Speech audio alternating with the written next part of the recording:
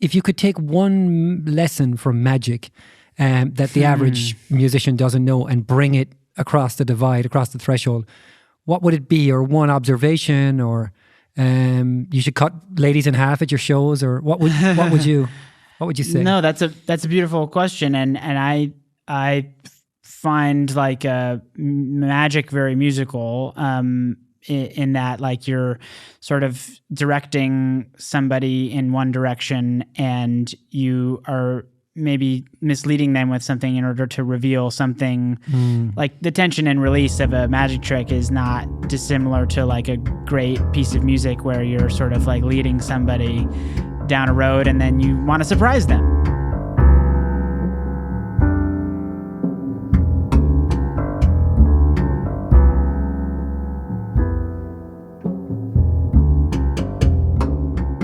If we spent 22 years podcasting once a week, I don't think we could figure out drummers. There is no universal equation or fucking, of drummers. What makes a drummer tick? It's just, I don't know. I mean, I'm certainly no closer 20 something years later to understanding. Is this the announcement What the of your hell is new going side on in their project minds? podcast? No. Rory on drummers? I've long since given up the inclination to figure out what drummers are about or how they work or when they're going to show up or who they're going to sleep with. Like, it's just not, it's not a predictable. Fuck drummers, man. There's, it's a non-deterministic universe in that drummers live in.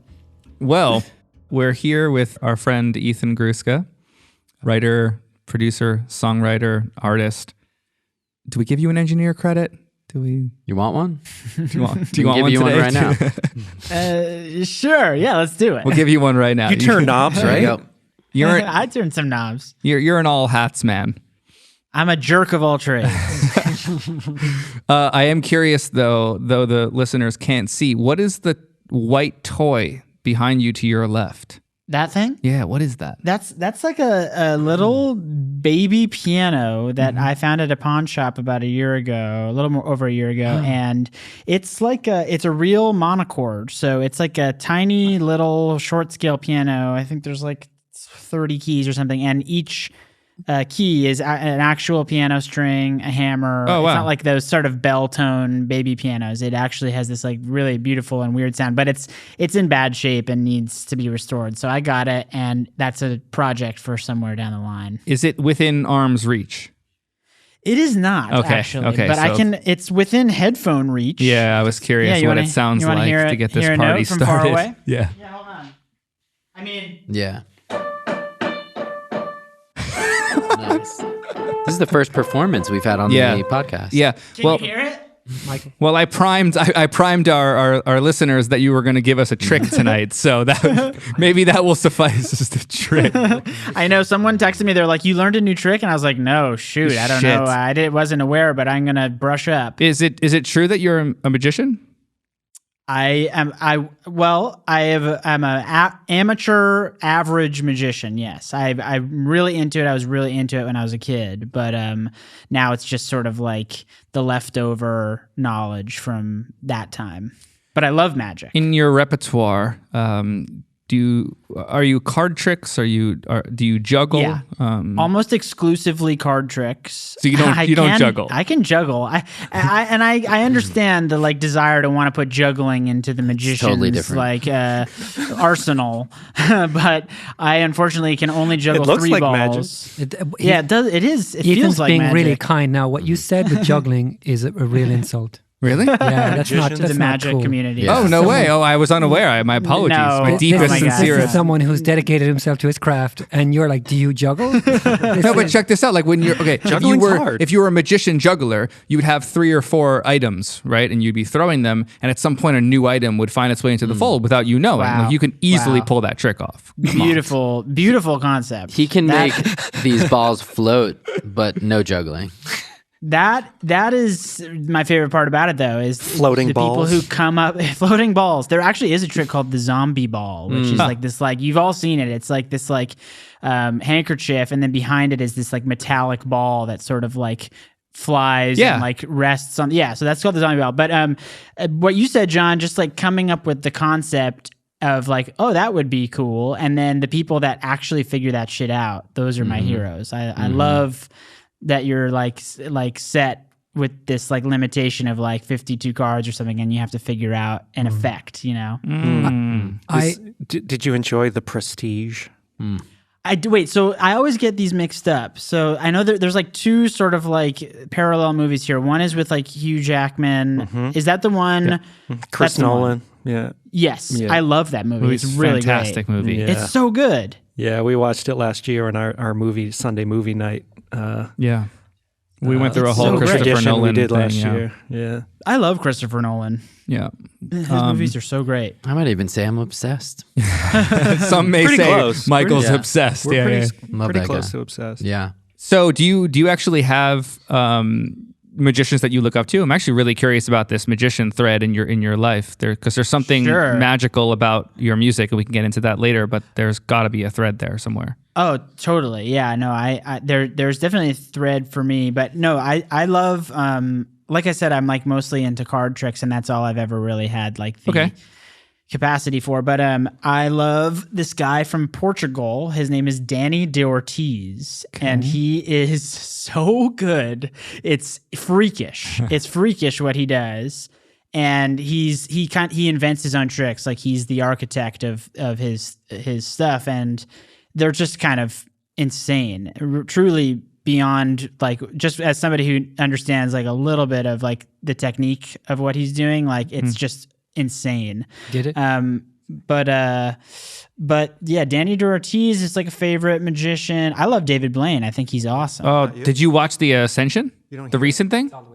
Is that the thing where he did the hot air balloon? Yeah. Did you watch No, that? Yeah. It was amazing. It's amazing. Like, and he's how so he great. did it for his daughter, and the whole story behind it was actually really fascinating. But it's coming out, right? He's cool, man. I mean, there's a TED talk that he did about when he held his breath underwater. And that TED talk is incredibly moving and was like really important to me in my early 20s. And I hilariously like wrote him a fan letter as like a 20-year-old. Probably sounded like a 6-year-old was writing him. But that TED talk and him as a magician, I think he's amazing. Yeah, I highly relate. I think people find him cheesy for some reason. I think he's one of the bravest people because he's to walk a magician, the earth. totally. And unfortunately, and I even feel that way about the magician community. Sorry, guys. sorry, brethren. But it's not the best. Usually, not the best like vibe. But I mean, it's just another art form, like anything, like we all love. Like when somebody's good at anything, even if it's like the dorkiest thing in the world, it's still like you're kind of like stunned and entranced by that. What's the deal with the castle? Serious question. Yes. Would you rather keep anxiety as part of this response here? Would you rather perform Wembley or the Magic Castle? Wow. Well. Probably. I mean, Wembley for sure, for sure. But for some reason, I thought you'd pick the other one after having dinner with you a few times. I thought you might pick the smaller venue, but wow. Ethan didn't say he's going to do magic in Wembley. You know what I mean? You're asking where I'd rather headline as a magician, correct? Yes. I wasn't, but I like that specificity. I wasn't at all, actually. Yeah. Yeah, so I'd rather be doing like my rope routine at Wembley than my card tricks at the Magic Castle. But no, I've been to the Magic Castle a few times. It's a hilarious and it's a very unique place. But no, I definitely like. I'm just like a fan of magic who knows how to do like 11 okay tricks, but like it doesn't even come close to my passion for music. Yeah. Can I just when we get open in this world, can we go together? Oh my God. I've never gone. I'd love to go with someone that is a fan of magic. It's pretty fun. I would love to do that. You have to be invited, and I'm not a member, but we can figure something. We'll figure something. I have a friend who's a member who has offered to get us in there. Oh, so field I don't trip. know what the limit is on that, but I would if I can leverage that, I will. And that auto invites me. Let's do a field trip with Ethan, and he can, clue us into the cool shit. I want to ask a kind of a serious question. So something that I think we're collectively fascinated by is we love trying to understand what makes the music world tick, the dynamics and the engines of growth and suffering and all of that stuff. And I'm wondering, like we also, Michael is a graphic designer and he's at the table and we have a lot of fun overlaying the commonalities between his world and ours and the differences so that he can take stuff back to his world and use it and we take stuff from him. Is there, if you could take one lesson from magic that the average musician doesn't know and bring it across the divide, across the threshold, what would it be? Or one observation, or you should cut ladies in half at your shows, or what would you say? No, that's a beautiful question, and I find like magic very musical. In that, like, you're sort of directing somebody in one direction and you are maybe misleading them with something in order to reveal something. Like the tension and release of a magic trick is not dissimilar to like a great piece of music where you're sort of like leading somebody down a road and then you want to surprise them. But I think the biggest thing for me growing up doing magic was I was a pretty like rambunctious and like ADHD kid. I couldn't really focus, but for some reason I would watch these magic VHSs and I would like learn these really complicated magic tricks, and it was kind of the only thing I had patience for. And that patience like didn't really translate anywhere else in my life until I started like playing piano and writing songs, and that I felt that same level of patience to like get the trick finished or get the little 8 bars finished. And I think that finishing stuff is just hard. It's really hard. And like, I think if you're inclined to like finish a certain kinds of things, like those are things to follow. And like, so magic felt natural to me. Music felt natural to me. And not that I was good at either of them, but just that they felt like I had a little bit more of like an pre-existing ability to just like connect. And so, yeah, I would say patience and like learning little moves and like learning them slowly and practicing them and doing them over and over again. Patience and repetition is really such a huge part of making music for me, and it's like therapeutic. Those things slow the rest of my life down, which is usually pretty hectic and chaotic and neurotic. We all relate to that. It reminds me of this idea of like learning how to learn. And I think like we often forget the fact that that's a whole process in and of itself. And like, finding a new hobby or something is a great way to learn how to learn and practice the act of learning and then applying that back to your craft. Truly.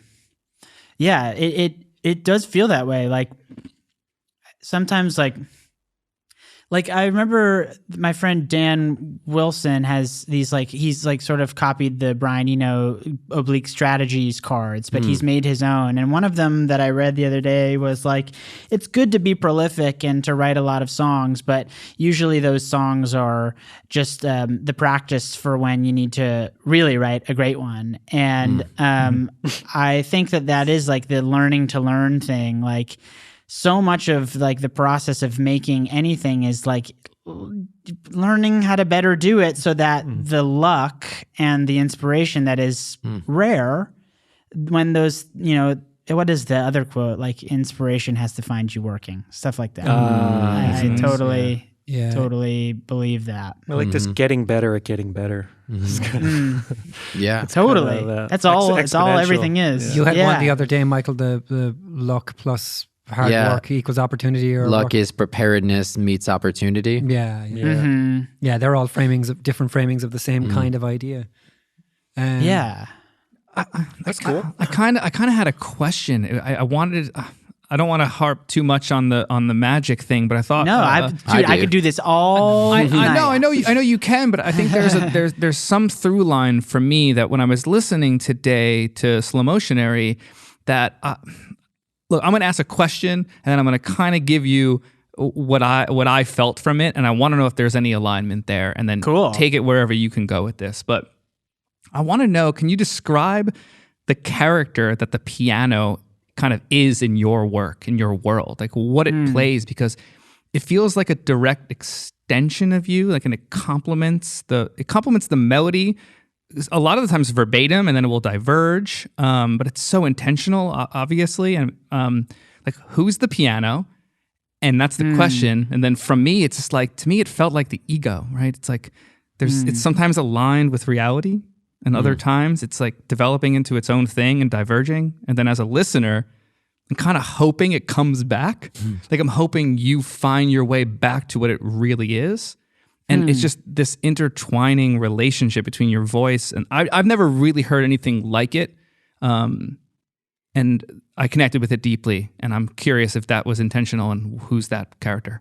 Oh man, thank you so much. That's really beautiful, and I've never thought about it like that. Like looking at it from sort of like the out of body like view of like me and the machine there. But I think that first, the piano that I always gravitate to is that felt mute piano, and that is like such a huge part of that character to me, because I feel like I can sort of get inside of it. It's quieter, like I can control the dynamics in a different way. So I feel like I'm able to like do that like Avatar hair braid with it, where I'm like, you know, like really, like I can really control it and feel it, you know what I mean? Yeah. But I feel like it's just kind of like, there's like a duality there for sure. Like where like I usually start with the piano, and like a lot of the, like you said, the melodies that I end up singing are like within there.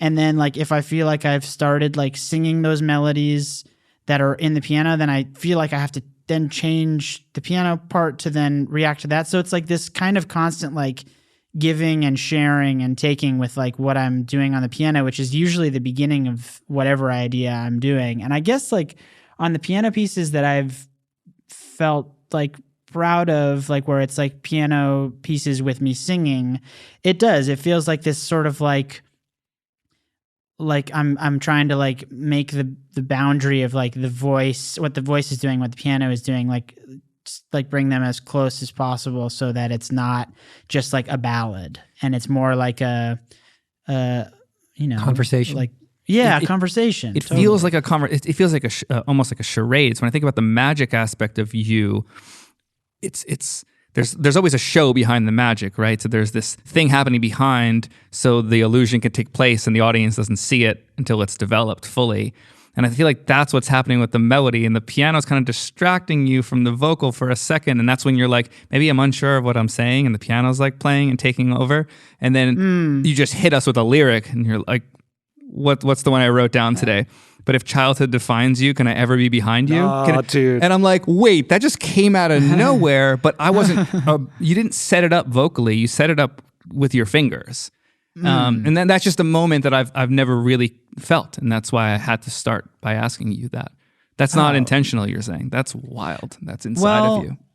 I don't know if it's not it's intentional in the way that like, well, I guess like some of that record, like my idea, like one of the earlier concepts was like writing like French impressionist type piano parts. Yeah, that's what it sounds like. George's colliding them with like a Stevie Wonder melody or something. And so I do think that like a lot of magic like has to do with like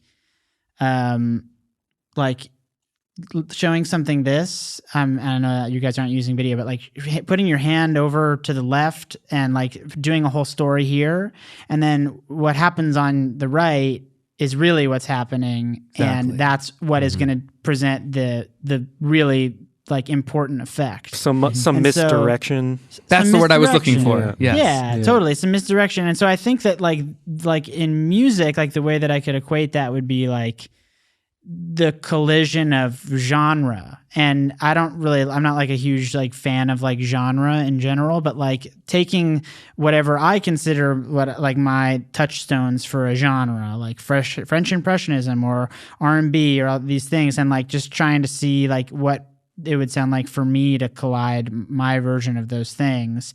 And usually those are the things that surprise me. And I guess I am just like, I'm looking to be surprised usually, and to like feel like something is happening that's like larger than my normal reality, and but man, I thank you for like listening to it and feeling that way. That makes me a tomato. The piano was really getting me today. I sat and listened to the whole record. AirPods Pro with the noise canceling on, purely in it. It's like really one of those kinds of records. And I've been really jamming on products that are made with a very delicate feel, and how they affect me and how they cause me to slow down. And I often mention these Salto wine glasses that John has that we use here. And to me, like the image that I got, the piano was giving me that very, very delicate feeling. And the voice was like the wine poured in it. And as the vessel would move, the wine would move. And it was just this sort of building the track on a foundation of delicateness is just such an interesting idea, ephemeral concept. And anyway, that was just, I don't know, whatever my thoughts were. Much. It's sort of taking the impression in and relating it to how I'm thinking about delicate things in my life. Yeah, and it's such an antidote to where we're at in music right now, which is just louder, so heavy-handed, louder, brighter, more distorted. Yeah. Which can be really effective and visceral. Sure. But if it's the downhill bit of a roller coaster all fucking day, at some point it becomes normal and you stop reacting. Yeah. You stop screaming. Well, another thing on that note, I feel like this is a good transition to kind of hear where Ethan thinks records are at. But I noticed that the album itself, Slow Motionary, is what we're discussing here for people that aren't familiar with the project. But every transition in and out of the songs feels really cared for. And it's crazy because I was on Tidal and I looked at the credits, and it's an all-star show. I didn't realize, like, from Tony Berg to Bob Clearmountain and Bob Ludwig, like that's a crazy enlistation for Ethan Gruska album 1, which is fucking wild. We can table that. That's not too important to geek out on. But there aren't many records coming out these days that honestly feel cared for from every millisecond. And I noticed the noise and the verb tails on the piano and the room noise, and everything was extremely flowy, and dreamy and transcendent, but cared for is what it comes to mind for me. And I don't hear records coming out that feel cared for. They just feel machine lined. What do you think about that? It's it's interesting because I would say that, like, just in my own experience with my 2 solo records, the first one being Slow Motionary, which is very sparse and like every track has very few things on it, and the second one, which is like much more kaleidoscopic and like has a lot of stuff going on. Like in my head, like I took more care on the second one, where I was doing more tiny details and like juggling to bring that back, juggling like all these things. Whereas on the first record, it sort of felt like these leaves just like fell into place sometimes. And so I think that there's probably like an aspect of it, like the fact that it just doesn't have, it's very unadorned, that record. And like it definitely was my expression of like, I don't want to make anything loud. I don't want to make anything with rhythm. I don't want to make anything that's competitive in any way. And I think that, like, weirdly, like I've felt like I've done more like control freakiness on records that like were more produced or more bells and whistles. And so like it's interesting to hear that like something that maybe I felt like I let be a little bit like comes across in a cared for way. And I don't like believe that that's like exclusive from each other. Like I'm sure that is like a real, it's kind of, it makes a lot of sense to me that things that just like you let be natural feel wholesome in a different way than some things that I think, like modern record making, which I love and which I do and which I am a student of. It's extreme attention to detail, but sometimes to the point of making it sterile. And I think that's Sometimes? like a It's like it's cared for in advance, like in the composition and in the performances. You know, that's how it comes across that's interesting. to me. Yeah. Spider and I talk a lot about. Spider comes to have dinner with my kids every Saturday, and my wife, sort of a standing date we have, and he talks a lot about parenting, and sometimes loving a kid is just letting them be, not helicoptering every moment, not correcting everything or turning everything into a lesson. It's like just sometimes it's just leaving it alone, and that's how you express the care, rather than controlling. A kind of an ease or acceptance, or which is another way of framing love.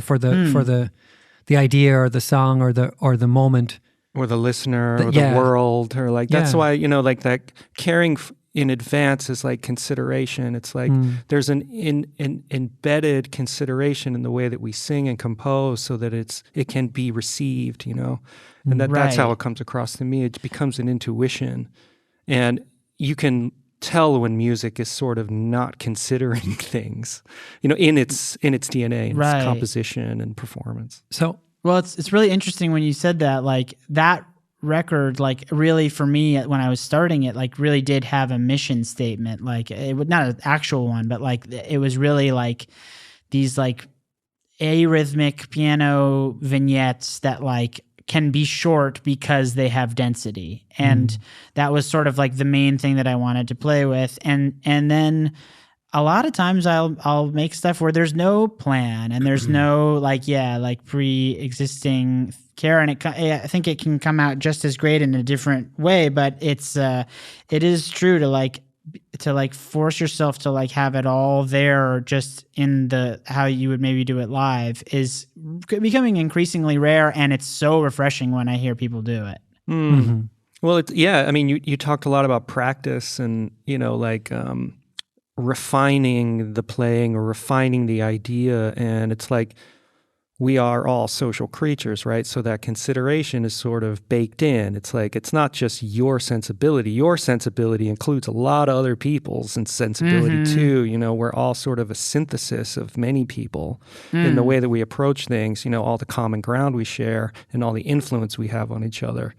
And yeah, I mean, you could probably make something up right now and it would sound cared for. Do you know what I mean? That Schmoxenberger idea that, and no matter how individualistic you are, if you're using language that's shared, you're already accounting for other people. Yeah. Unless you're grunting and waving a stick at people. Yeah. No matter how individual we imagine, we're part of something more collective, more whole. I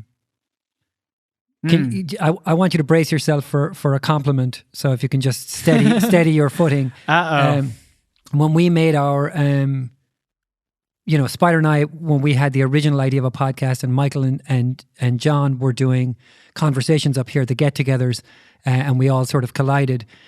We made a list of guests, and it was pretty. There were dream guests on there. I mean, it goes all the way. There's Rick Rubin, and there's Barack Obama. Rick Rubin and beyond. Yeah, there's it was an ambitious.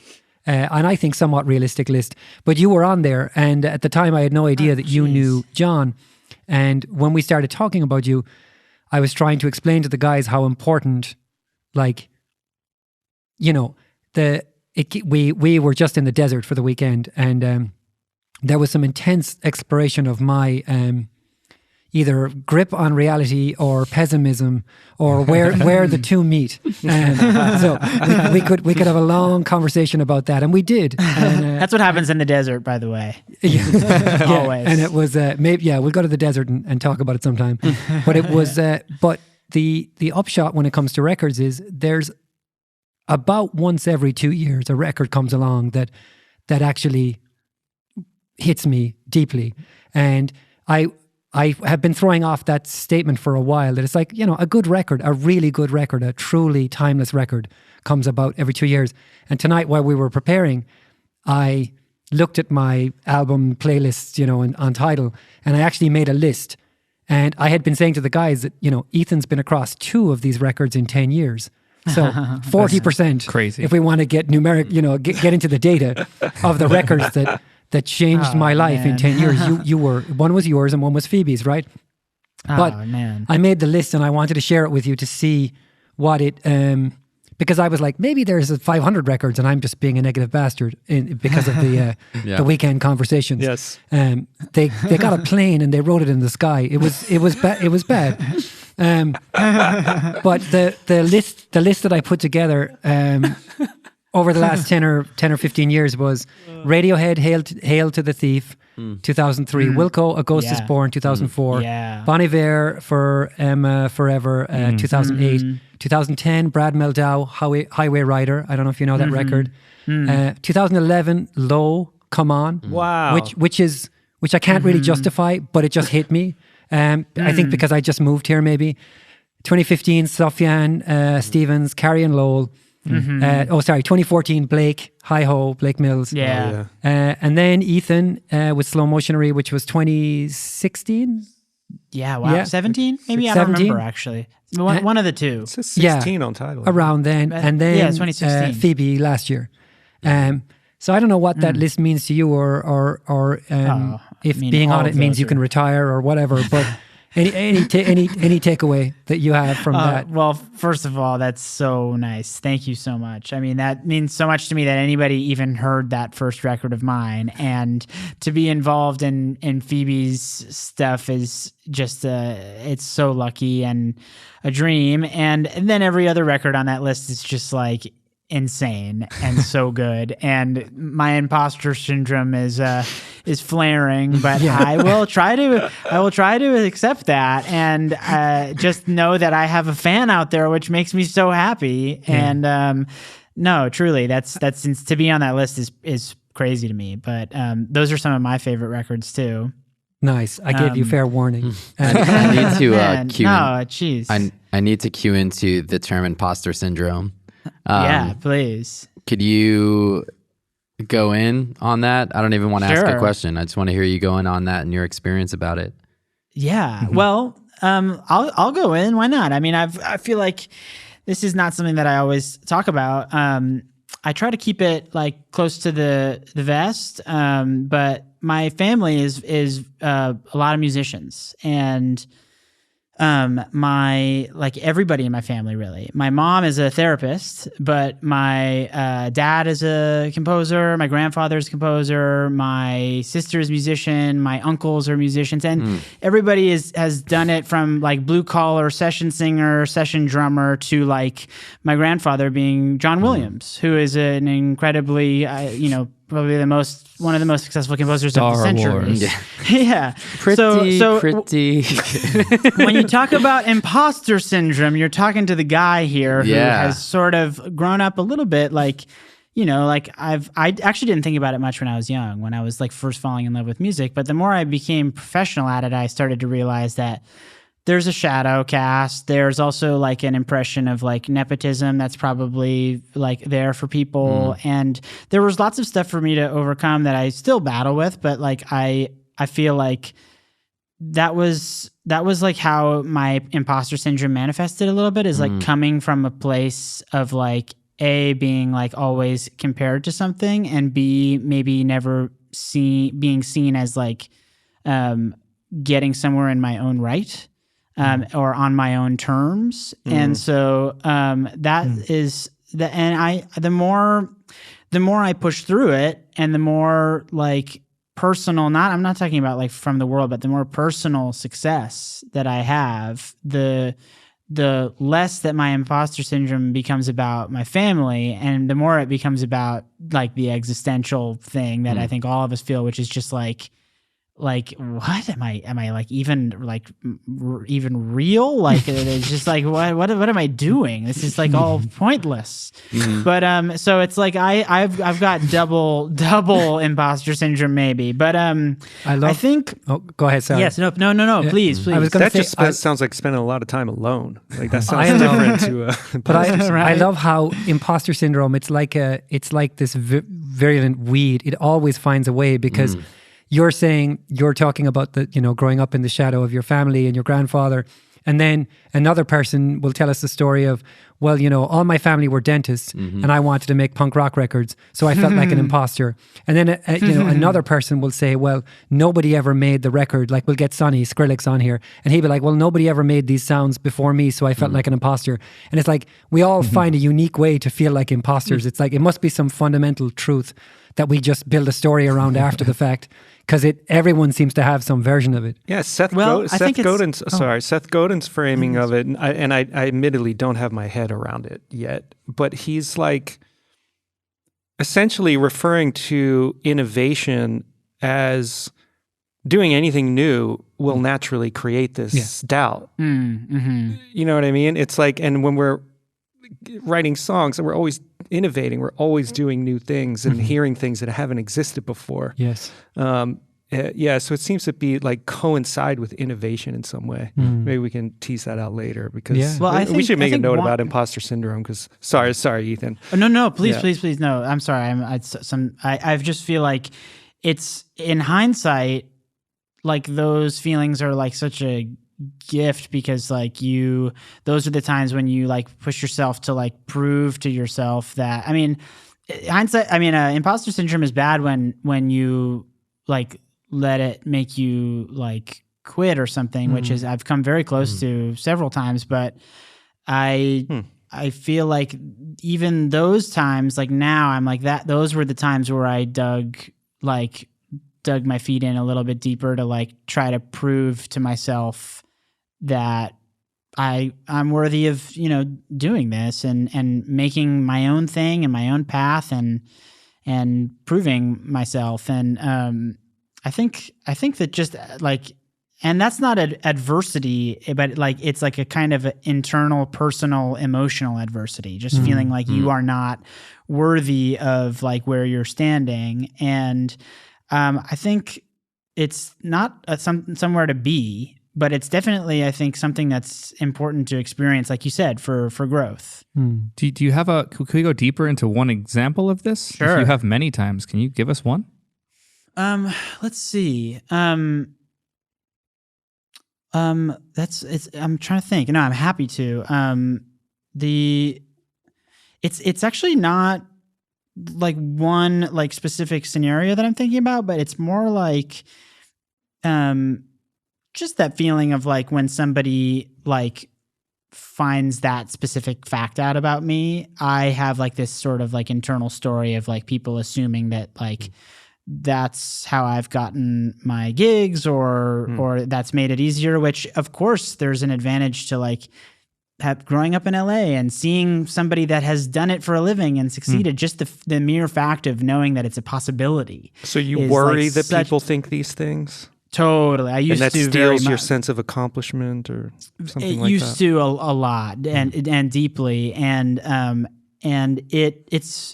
it doesn't so much anymore, probably because I just feel like a more confident in my work and my own voice and story. But I feel like there were just so many instances where like I would try to hide that, or I would try to like, if that ever did come up, I would feel like I would have to explain, like, no, like, you know, this is how this happened for me, or it didn't come from that avenue. You know, I actually have a wonderful relationship with my grandpa, but that is pretty recent in my life, and I've always felt like, even now, like I have to sort of bring that up as a caveat, and it doesn't need to be that, because there's nothing, you don't have to prove that stuff to anybody, but unfortunately, I think we all feel like we have to prove ourselves, and it's like there's a healthy amount and then there's an unhealthy amount, and I've wavered between all of that. I'm fascinated by a couple of kind of mechanisms here. One is that,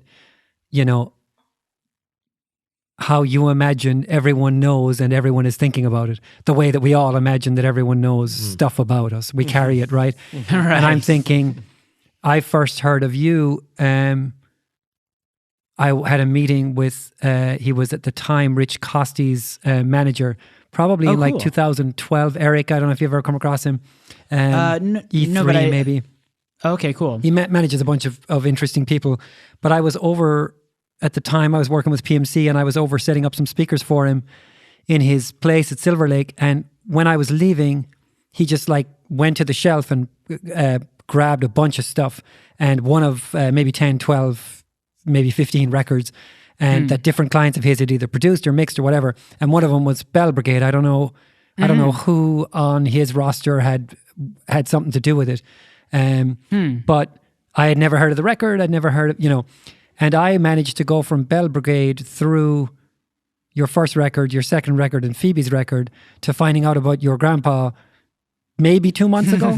So right. like I have a 9-year arc with your music and didn't know anything about it, so I find that it's interesting how our brains work to sort of imagine that everyone has this story about us that just isn't real for I found out about it today. I created that story more than anybody else, and it's like not alone. The other mechanism I wanted to say is just how the press. That's like how do we've got 22 minutes to put together a piece about this guy who's headlining this show in this place for this thing. And it's like Google, fact, Wikipedia, ding. And this becomes the noteworthy thing because, of course, the incentive the structure. Dollar signs are... Yeah. Well, I'm thinking, I'm trying to reduce it to the fact that it may not even be a full journalist. It's someone who's piecing together something, or increasingly it's a piece of AI that is writing an article.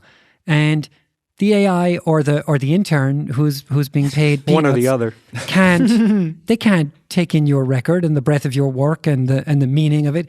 So they go, how do I connect this to my audience? How do and it's like, well, something they know, and this is a juicy. So that mechanism of kind of that kind of reductive mechanism of taking people, like I was reading today about. A super critical piece about what's her name? Goop. Gwyneth Paltrow. Gwyneth Paltrow. Yeah. And it was like What's her name? Goop. I like that. It was literally. I imagined the person writing it was using kind of a how to write an article in 17 seconds machine, and it was like, well, choose from this column. It was like, Gwyneth Paltrow, good. Choose from this column. Oh, fear about COVID. Boo, boo, boo. Okay, where did the two intersect? Oh, she did an interview and said this, that, and the other, and you should have an infrared sauna, right? And this was the article. Outcomes. But I imagined that Gwyneth is probably all sorts of interesting. You know what I mean? She's so much more than this story says about her, right? And that's fascinating to me that you would be on the receiving end of that kind of reductive thing. It's not distilling because it's throwing away so much about you. It's just a thumbnail. Yeah, it's not even a representative. Yeah. I have a question. Please. On the other side of this, I'm just wondering what you've taken away from the experience of having so many people in your family in music from early on to now, maybe even now because you've gotten your own success and you've been able to kind of see it from 10,000 feet. But what have you learned that you've learned from them? Yeah, no, I was actually kind of gonna like interject by like saying that like as much as I've like tried to like hide from it a little bit in order to like preserve my autonomy and like all those things, like I also I'm like so grateful and like amazed that I have been able to watch artists live a life. I said, like I think that for a vast majority of people who want to like go into the arts, like there's not necessarily like a model for them besides like the people they admire that are famous. And for me, I was able to like see, like my dad had a studio in his backyard and we lived a normal life in the valley. And, I think that there's an element of like seeing that you can live a life as an artist and as a musician and it be like pretty like steady and even and not all, and then on my grandpa's side, like I said, when I say we didn't really have much of a relationship, it's because he was just working all the time, and like he's very he's like a savant, you know, he's like incredibly brilliant and is like just like always just locked into that musician's mind. And now in the last couple of years, like, and I think it does have to do with the fact that I've found my own musical voice and like feel confident in that. And so now when I talk to him about music, it's unbelievably enlightening. And it's like and now is when I start to feel like, wow, this is where the sort of the benefits are really like, I'm feeling them of like, geez, to be able to talk to this guy about music, and I've created my own understanding, and then to talk to somebody who I truly, even though he's my grandpa, I think he's an actual genius. Have you worked on music together? No, but so I'm working on right now on a classical solo piano record. And yeah, I'm really excited. Let me mix that shit. Yeah. So badly. I want you to, you're going to do the next one. So here to do a little bookmark, I'm writing now my pact with myself is I'm doing 4 of these pieces a year, because I did 4 this year and it was just so therapeutic. So John, you will mix the next one 100%. Will, who engineered it, mixed it, and we have it mastered. But but the next one 100%. Will's great. Will is great. but basically, like when I was right before quarantine, I had one of these done. And I went and played it for him, and that's the extent of which we've made music together. Is I got to show him something, and he didn't give me any notes, but the reaction that he gave me was one of like earnest enjoyment. Which he's not the kind of person who, if he would say that's cute if he didn't think it was good, and he didn't say that's cute, and you know, those are the kinds of things that, like, just to have some validation in that way, that's huge. And like I said, like, he's my grandpa, but at the same time, like, I'm a fan of his, you know, like I see him. There's a duality in how I see him. One is as a family member, and one is as who he is as to everybody else, which is like this pretty iconic and like brilliant dude. So it's definitely a complicated thing, and like I said, I've never really talked about this like in this depth, but I feel cool with it, because I feel like it is all love, and it was all worth it, me going through these feelings, because I feel like untethered from a shadow from anybody now. So I love sorry, Michael, you were going to no I love that you're, you know, I've talked about it on mic here more than once about, you know, we talk about people needing models, not just role models as in idealized people, but models for behavior. And growing up in Ireland, I didn't have people I could look to who had creative lives. Everyone I knew worked in a factory or a store, or was a cop or a nurse, or and that's, again, you know, I'm always at pains to point out that none of those things are less than, they're not.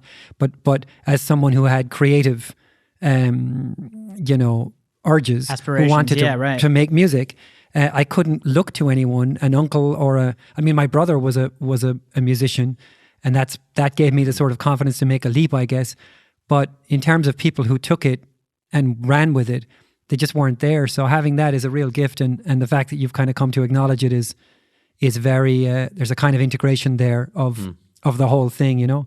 And I wanted to sort of tag off that, and if there's a story that I don't know or it ended badly, I'm not fishing for that. So, but like I mentioned, that the first act, or the first time I heard you, was with your sister Barbara in the Bell Brigade, and that's got to be a thing. I mean, I know I was texting my brother today, and working with him we had a record store for years together, in a studio together for years, and the dynamics of family are always, you know. So again, not fishing for juicy personal stuff, but what luckily nothing that juicy, because her and I are still really close, and we ended things beautifully, and like but yes, I mean, anything with family is just exponential. And so we did that band, let's see, for like 6 years together, and it was like kind of all eggs in one basket, and both of us knew that we wanted to not be we just like increasingly realized that we wanted to be the artist and make our own stuff, but that's not the core of what we wanted to be doing all the time. I think we wanted to be writing for other people, producing, composing, just diversifying. And so that's the reason why that project stopped, is just both of us at a very similar time. We're just like, let's just like move on, and we can always come back. And it's been beautiful for me. I've been able to like do so many things that I didn't really, I didn't have them planned, and same for her. And she's doing like wonderfully as a musician, and just like doing so many amazing things. So that was like a huge moment to realize for me that I never want to do just one thing ever again. And it felt like that band was like, we were started when we were so young, and we had to do so much touring in order to like feed the beast, that it like there just wasn't time to do anything but that. And there was, now that I see it, but at that time with my like capacity and bandwidth, there wasn't enough of other parts of music for me. I didn't have the energy. So now I sometimes think about, it'd be nice to just do one thing for a while because I have too much shit going on. But I am the type of person that I just have to be able to like move to the other thing because I get bored and tired and whatever really quickly. Stay objective. Yeah. Totally. In passing, you said the phrase "the musician's mind," and if you were to be writing a book called "The Musician's Mind," how would you divide up the table of contents? Oh, Jesus. This is amazing. Oh my God. I'm imagining like the cover of like this like very like poorly drawn like cartoon brain, like just like like with like 4 quadrants, you know what I mean? Like so much more basic than it actually is. The musician's brain. Okay.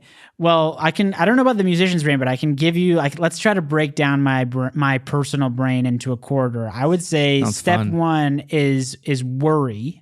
I'm a very worried person. I feel like I have to worry in order to get things done. I'm working on it. Okay.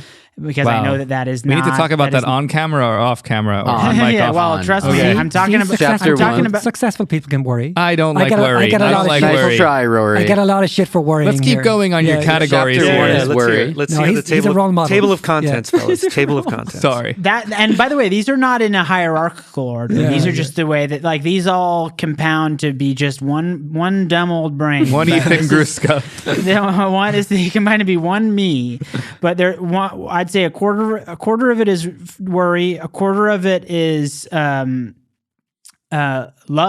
which sounds cheesy, but it's an enormous part of like I want to feel it desperately, and I want to give it desperately, and that I do think that's definitely like a huge part of me as a musician is wanting to share and to receive and all those things. So we got worry and love. Jeez, we got worry and love. Jeez, we're gonna go into all these chapters. We're gonna write the book tonight. Okay. This is like probably the most profound question I've ever been asked. So one of them's got to be in and out. You live in the valley.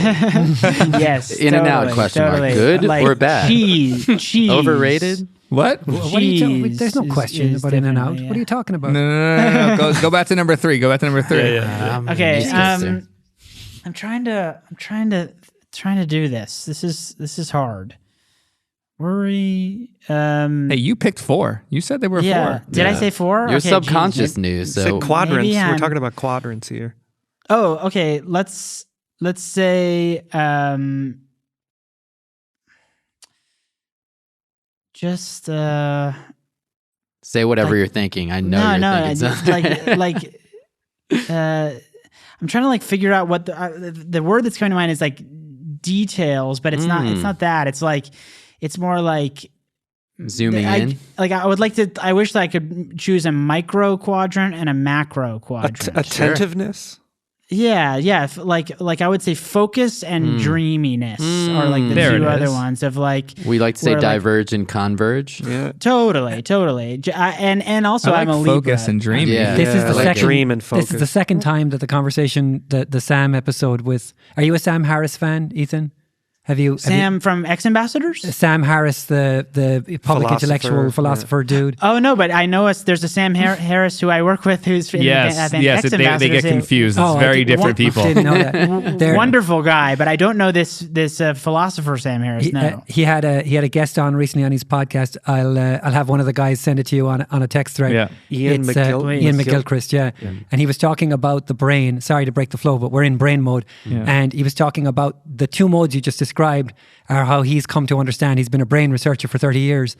How he's come to understand our left brain being the focus, the grabby one, the set a goal and get the it right one. hand grabby thing. Yeah, and then our left brain controlling our right hand, and then our right brain being the peripheral, the dreamy, the sort of open to possibility, open to threat, open to new ideas, all of that. Yeah. The left brain already knows its way and hasn't really got room for your way.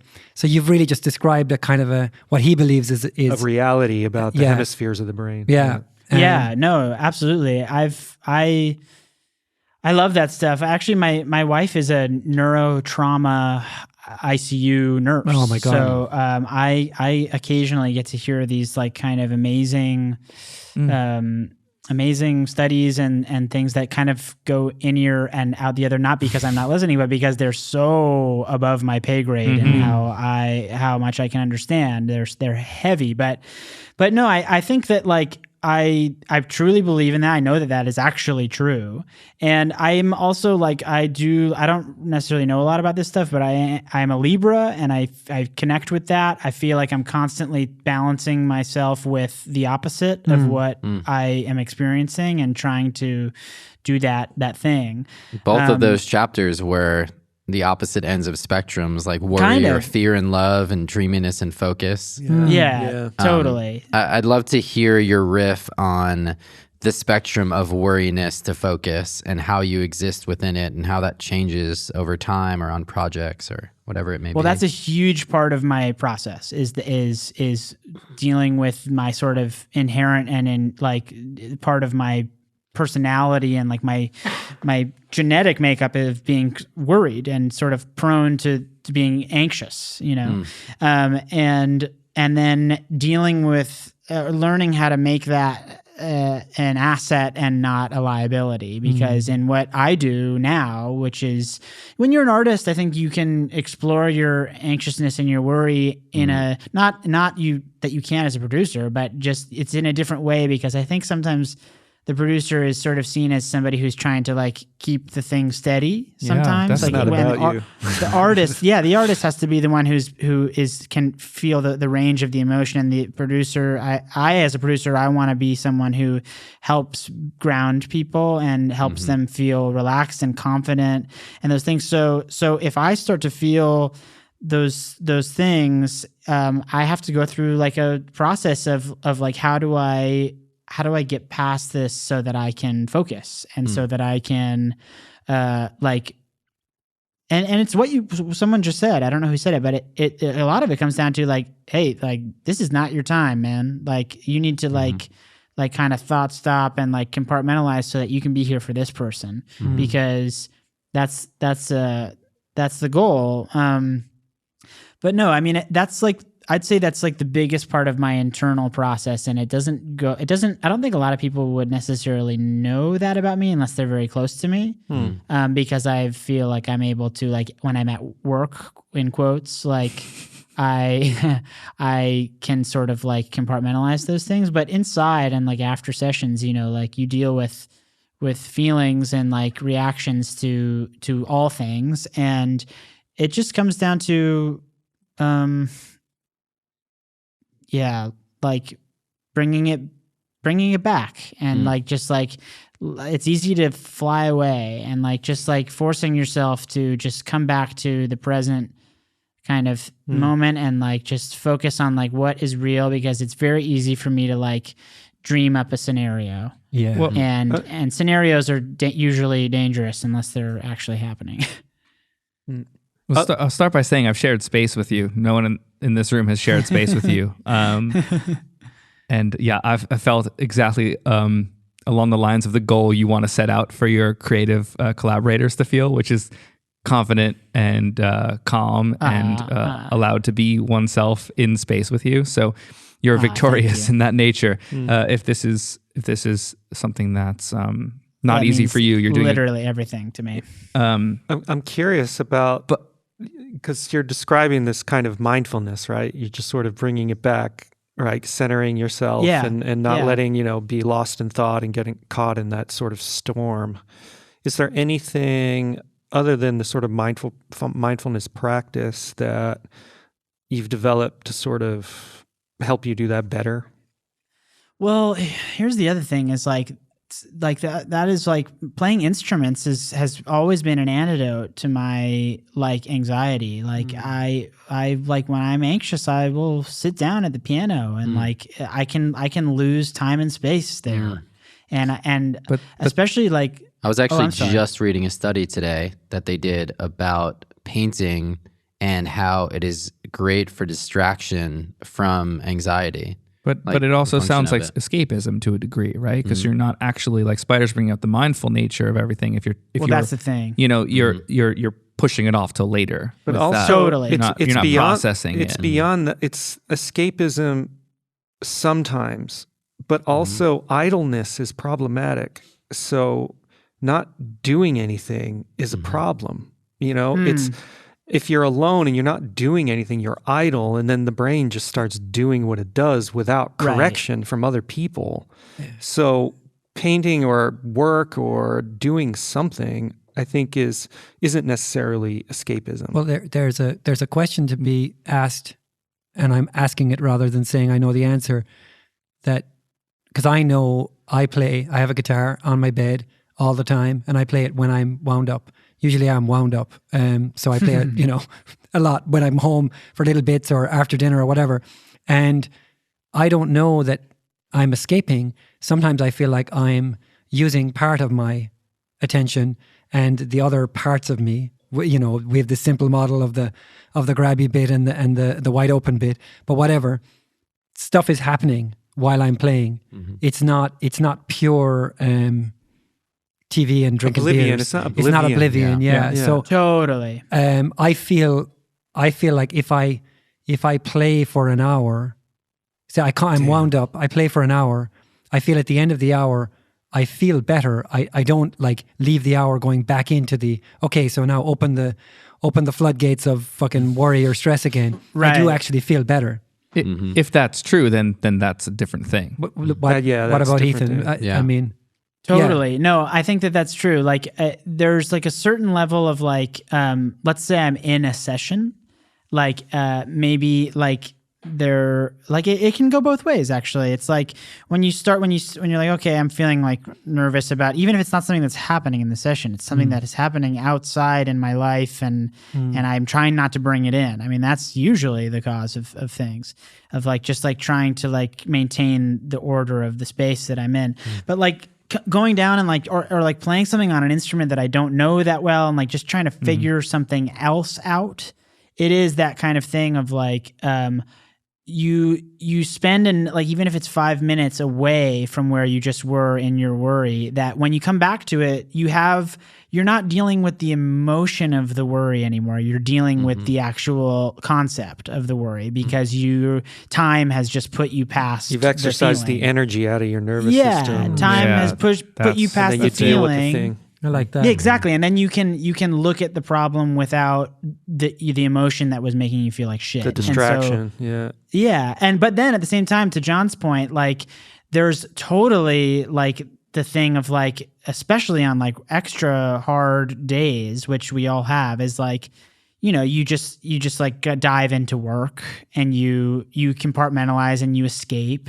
And that is something that I have had, I mean, especially this year, I've been home and like just like doing so much remotely and like alone a lot of the time. And it's like, it's really easy for me to like, I'm a total like workaholic. I just want to work all the time. And like, there is absolutely an escapism to that. And, I'm working on it. Like I'm definitely trying to make sure that like I'm not using this like crutch that I have in music and work to like get myself out of my like problems that have nothing to do with this room or my what I'm working on. And it's compartmentalizing is valuable until it's like really dangerous is I guess the point of that. That's why I was saying that, because that word is a trigger for me, because you keep doing it and it builds up and then resentment comes into play because there are things that were unsorted.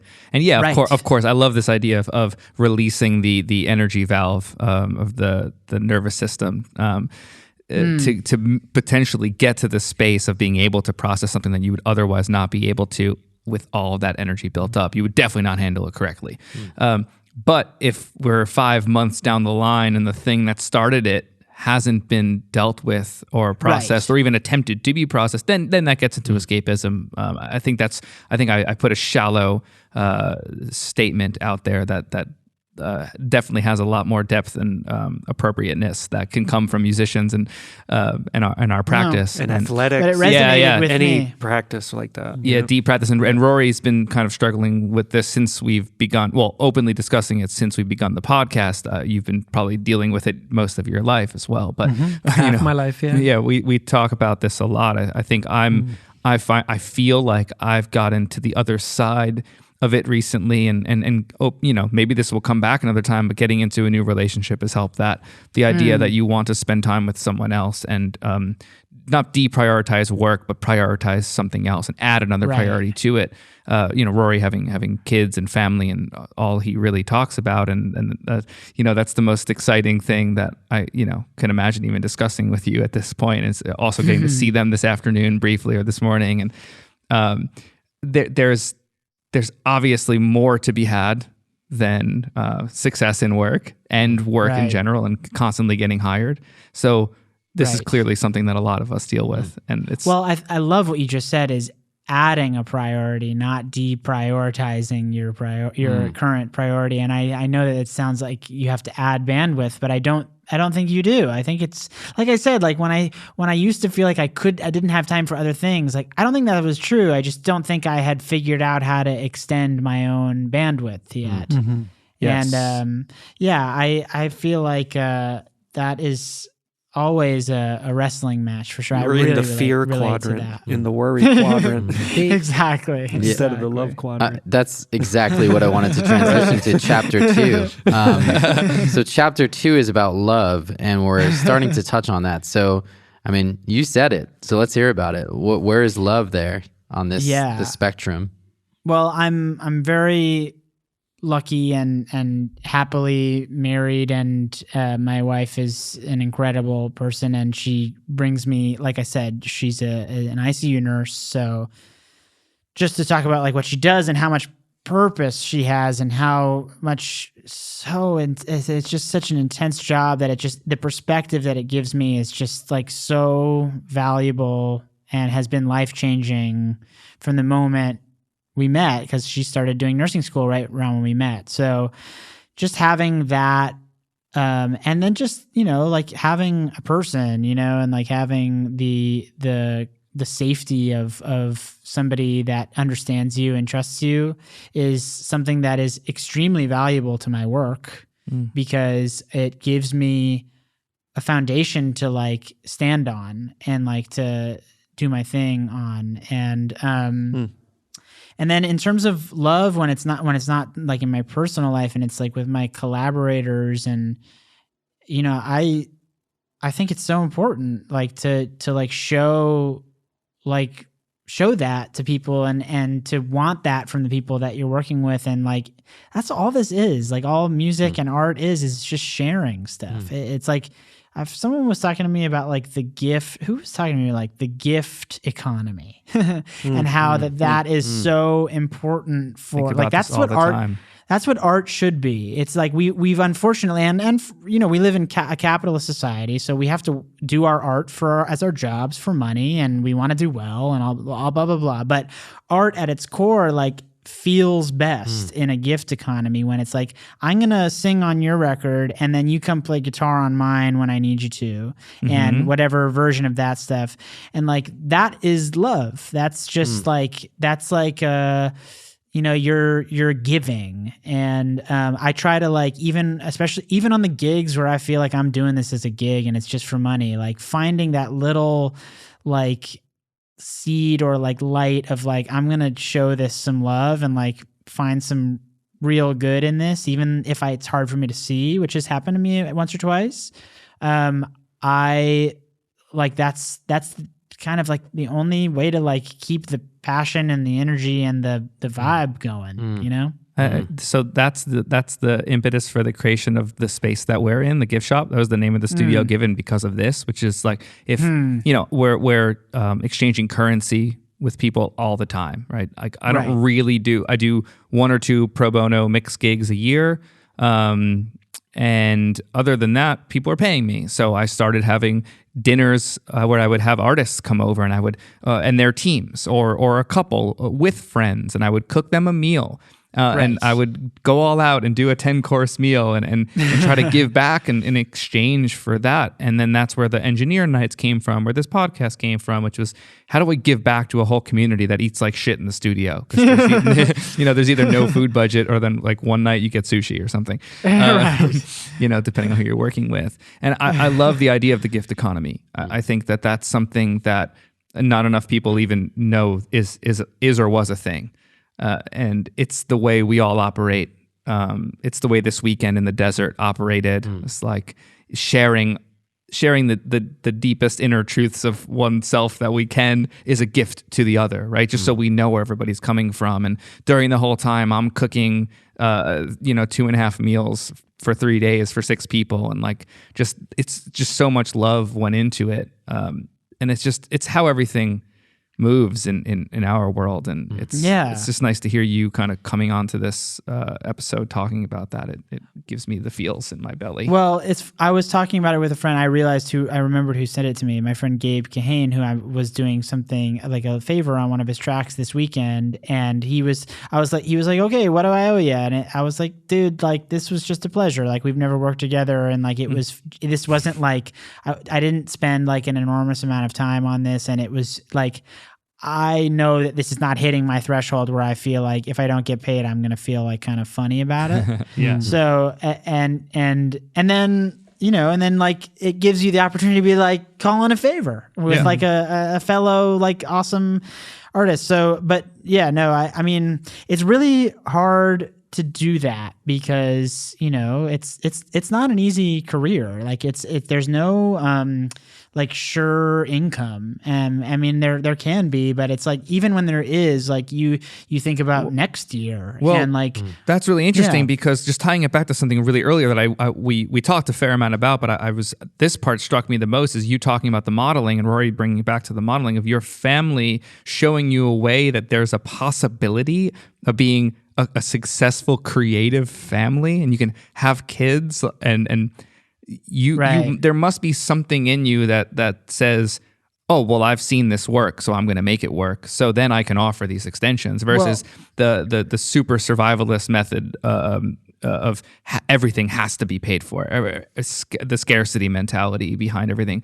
You probably don't share that as much. Well, that's actually funny. I do. I'm kind of always like definitely, but and the thing is my dad who worked very steadily. Like I still saw him freak out sometimes and be like, well, shoot, I haven't had a gig for this many months since like, and he was very lucky that one did come, but like I saw certainly several periods of his career where I saw that is a big part of making it work as a musician, is weathering those things and being prepared for those things. So I definitely saw both. I saw like the fact that you could like make a career and it could be steady. And I also saw that you, even in the steadiest of musical careers, there's still an unknown factor of like, when is there going to be a lull? When are you going to have a project that doesn't work out? Because there's so much subjectiveness to all of it. But and I do deal with that. Like for some reason, I'm like,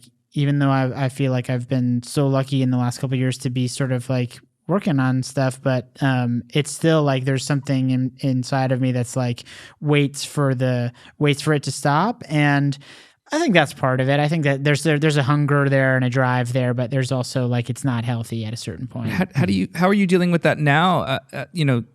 Again, a couple of threads we have here, these kind of intersect here. You seem to be doing things for the right reason, right? You seem to be working on projects that you fully and truly connect with, or at least the ones that are coming out that we get to hear about. You must be in demand to some degree with your recent successes. Like what makes you say yes? What makes you want to be a part of something? Right. Well, it's funny. Like I still say yes to certain things that I feel like are important for me to do, like because it's like, I have like a life that I'm trying to uphold, and like it's just a part of the job. And I still do things like that, but increasingly like there's like a level of like whether I really connect with it or not. And I can still work on things that I'm not like, this is perfectly in my strike zone, because that's, I think, honestly rare. But I do think that there's like the floor like starts rising to the, like I have my ceiling of things that work perfectly, that I love, that I'm inspired by, and the floor sort of consistently raises up, because I've just realized that I just don't do I'm not the right person to call if I don't get it. And like, I'm not going to do a good job because I'm just like, I'm not good enough to like, to turn my personal like values and like things into something that will work for this. But no, I mean, how do I say yes? I mean, lately it's been testing things out, testing the waters, and like having people come over for a couple days and trying it. And like, so like I'll always give stuff a chance. And like, even if I'm not 100% sure on like if I hear something ahead of time, like I want to see if like something can be like mined together, because you never know. And so like trying stuff out and like seeing, and then I think it's like clear to both parties like how it's going to be. Spoken like a true warrior. You got to learn things the hard way. Experimentation. I mean, Rory and I talk a lot about the service provider artisan continuum in our workshops with mostly engineers, sometimes artists, producers, writers. And I'm wondering, Rory, if any of that came to mind just then, and like what Ethan, how he might think about that. Yeah, there's so many jumping off points. Yeah, we had an amazing workshop this week. A shout out to Edsel, if he's listening. I know he checks in. Edsel Holden the third. Edsel, yeah, who just has a name for success. I mean, if that isn't, if a that kingly name, it's an incredible name. But we were exploring. I mean, I should recap that conversation for a minute, maybe to get Ethan's take on it. So we have something that we sort of identified and we certainly didn't invent it or codify it, but we talked about it. Let's say we talked about it on an episode. Indeed. About how when you start out, you're pure service provider, whether you're a player or an engineer or a producer. It's literally take any gig. What do they want? They want it loud and bright, sure. They want it, dark and muddy, sure. And that's where you start. And at the other end, all the way at the other end, there are people who get to do what they want when they want. And if you don't like it, fuck you, and you're paying for it anyway. So I was telling a story about a mixer who who mixed a record for a band that I've worked with recently, and they were telling the engineer the story of going to the getting the mixes for the record and going to the engineer and being like, "This is great, we're just thinking maybe vocal up on this one," and he was like, "Nah, we're, and they were like, "Yeah, but the guitar's on this one," and he was like, "Yeah, we're done. This is great." And we were sort of laughing about that sort of fuck you level of artisanship, but also the idea that maybe he was protecting the record from the band, from nitpicking and from second guessing, that they'd captured something. The record was a smash, probably won Grammys, and it's borne out in the baking of the cake, right?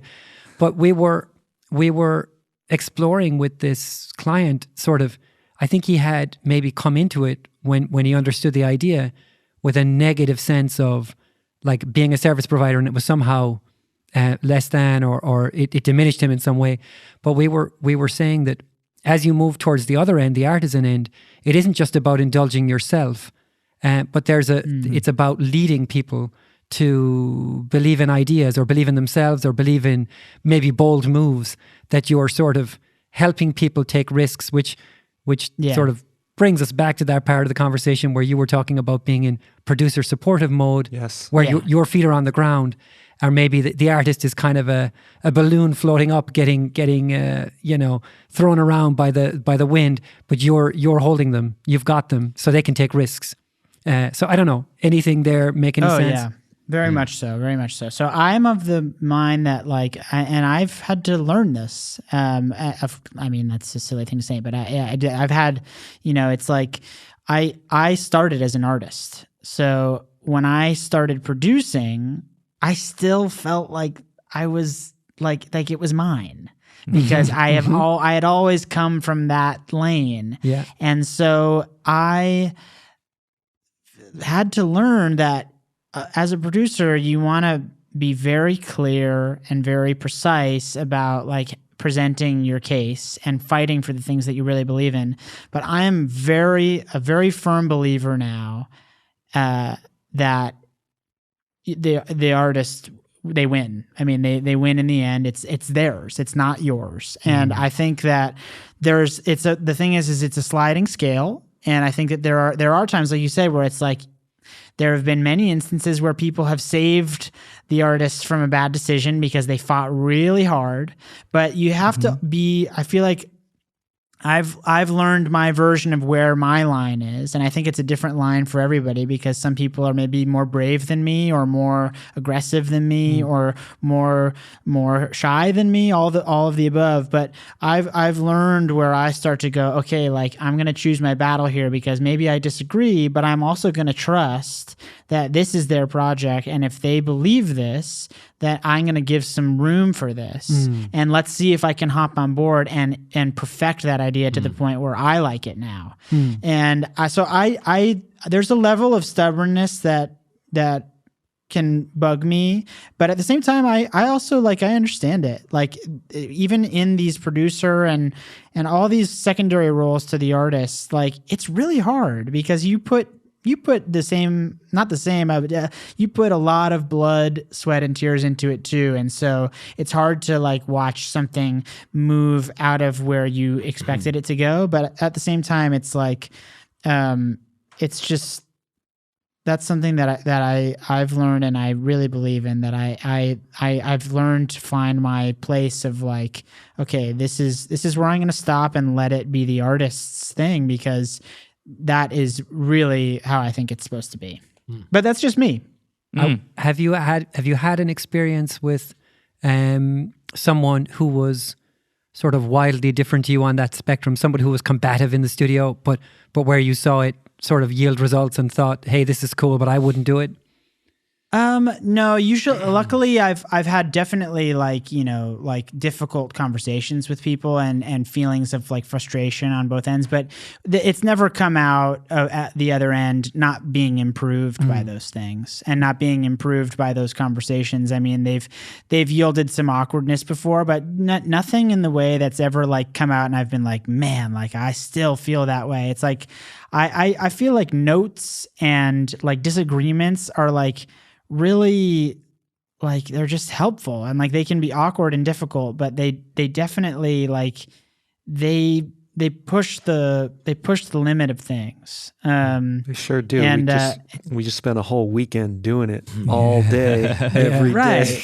Right. And yes, there've totally been now with my few year, I also feel like very new at producing. It's only been a few years for me, so it's like I still feel like I'm finding where my boundaries are and where I should offer other people their boundaries and all those things. So, but it's definitely I've learned from those experiences where I've put up a fight and learn that that's not what you do. That's what you do when it's your record. But like I said, it's like a totally sliding scale, and so I don't use that as a blanket statement at all. And at the end of the day, it's not a trauma ward. It's not a what? It's not a trauma ward. It's a studio. We're making records here. You know Totally, what I mean? totally. I wanted to get to chapter 3 before. We've got 5 minutes left. So that's right. Yeah, we're coming up on 8:30. So, well, I still want to get to it. Yeah, so do it. Let's Do go it. to chapter 3 we can and do 4. chapter Good 3 to and close. 4 as one little chapter. Yeah. Dreaminess and focus. What is epilogue, your What is your philosophy on that, and then what's your conclusion of the book? Okay, let's see if I can in my epilogue. Let's see. I think that they there's it's symbiotic. For me to usually I want to, when I'm writing something, I want to let the dreamy part speak first, and I just believe in drafting. And I think that letting that part speak and not editing it hard, and then taking a step away and then letting that other side take over. And somebody said it once to me, write drunk, edit sober, or something like that. Yeah. And I thought that Hemingway. That's right. Oh, is that who said it? Yeah, originally I think. Yeah. Oh my God, that's amazing! I didn't know that. You're like, is that who told me that? Damn it. Yeah, totally. What a Does he live in Highland Park? He was a good hand. Yeah. Ernie. Forgot about that guy. I think that that's my favorite way to get to an idea is by letting an accident happen and remembering it, and then honing in on something. So for me, like I said, I've never been the most focused person. So I feel more like a dreamer than a type A person. So I'm usually trying to use the small type A side of my brain to hone in on the things that I continuously am dreaming about. So if something is coming up for me a lot, then maybe I'm able to use my right brain a little bit more. I wanted to thank you earlier I wanted to thank you, but since we're getting to a close, I might as well thank you now. We spoke earlier today, and we were talking about kind of the tone of the podcast, and I said, honestly, the more successful ones were when we were being more vulnerable, open about, our lives. And you've definitely said a few things where you're like, I haven't really told anyone that. So I just wanted to thank you for sharing that to us, but also to the audience that's going to listen to this.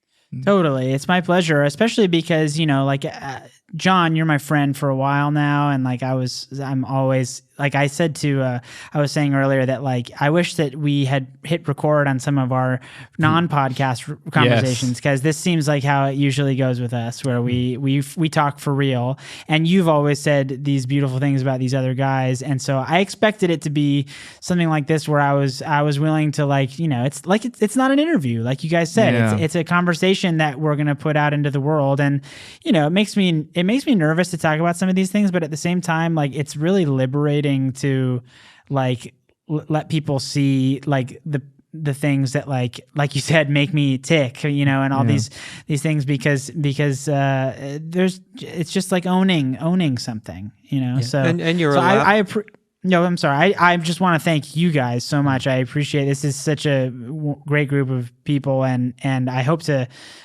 be drinking some of that wine with you guys at some point. Dude, I can't wait to have you over here and cook you. And I love your spot. You and Bianca. Well, also the final thing is you're the Persian food master, and I don't know if you guys know this, but my wife, her family is Iranian, Armenian and Iranian, and so when I first met John, he was like, yeah, I know a fair amount about Persian food. And I was like, oh yeah, really?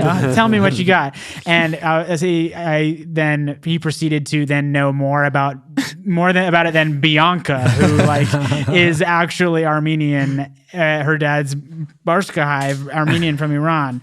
But no, I cannot wait to have some of your tadig, man. I can't wait. I think about it all the time. I think about our Rafi's experiences and sharing wine and that food, just how much better it's going to be here. No offense to Rafi's, but I wanted to tag on two things. One, what Michael said about you sharing, and which was just a natural part of the conversation, but it really does. We get incredible feedback from people about how small things people say, either us or people who join the conversation, how meaningful it is to hear people share that stuff and how it connects in, things that were offhand comments. Someone will write to us and say that it meant a lot to them to hear. So again, a double thank you for that. And, on that note, just to close it, I wanted to say that you mentioned earlier that, your wife's a neurotrauma nurse, which is a badass title. And kind of, you sort of, and I know you didn't really mean this, but you sort of diminished the import of your work next to it. It's like, well, she's fucking saving people's brains. It's a lot of responsibility. And I'm making records. Yeah. But,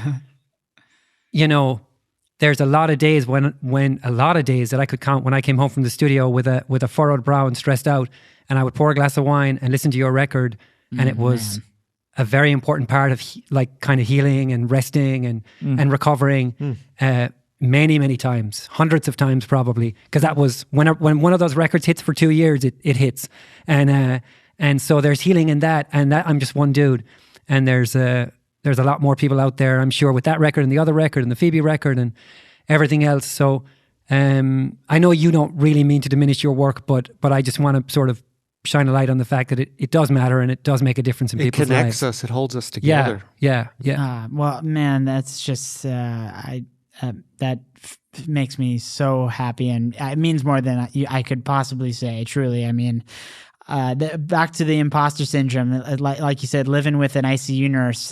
Talk about imposter syndrome as a human, but I do believe, because I know what records do to me. Yeah. And I know that, Tom Waits is like my neurosurgeon, you know what I mean? So I appreciate that so much. And it really gives me so much purpose to do stuff tomorrow. So thank you so much. Well, dude, thank you. Yeah, let's close on that. I can't wait to hear more records with your name on it. Yeah. Thanks, guys. So nice to hang with you. And let's do this again. I don't know if you guys have repeats. We want to have everyone back because the conversations are so good. Nice. So next time, dude. Thank you. All right, you guys. See ya. Bye.